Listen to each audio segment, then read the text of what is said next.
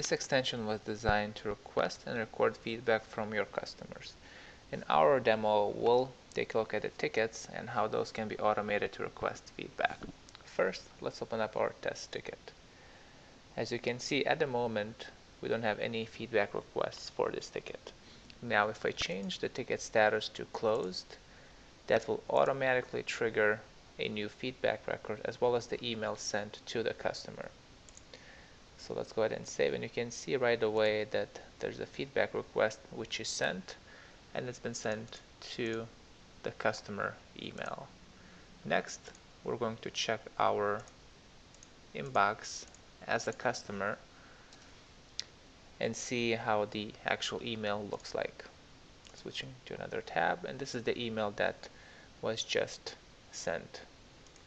We'll open it and you can see the text. All of that is customizable as a workflow. And now, in order for a customer to provide feedback, all they have to do is just click on one of the stars. Say if I click on the middle, that means 3-star feedback has been submitted. At the time that the recipient clicks the star, the feedback is automatically submitted into VTiger, meaning that they don't have to click submit here. Now if I go back to the actual ticket and refresh, I can see that the feedback was satisfied on this date and responded. However, the description is still blank. So the recipient has the ability to put in additional notes and hit submit, which will then include those notes into the feedback they submitted.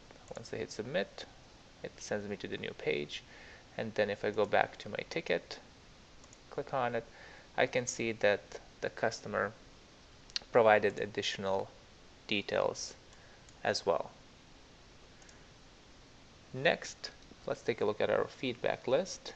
So under support, we have our feedback module, and this is where you can see all the feedbacks that were sent and responded.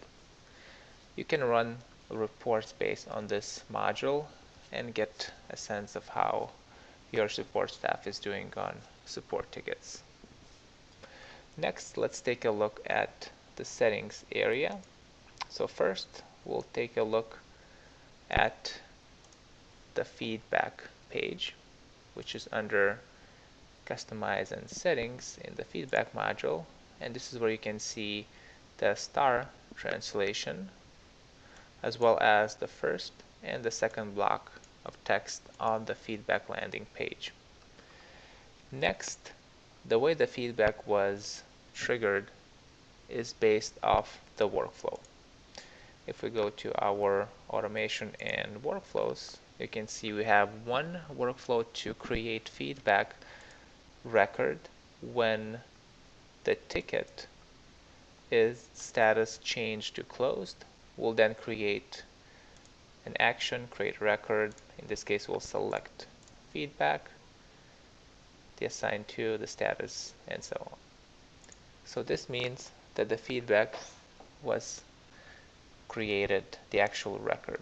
Next, we send an email to every feedback record created. So for example, if we look under this workflow, it's for target module feedback, which means then we're sending feedback for every feedback email, for every feedback record created. And this is where you will specify your text and include the feedback stars, which are clickable from the email. And all of this is described in a very detail in our user guide.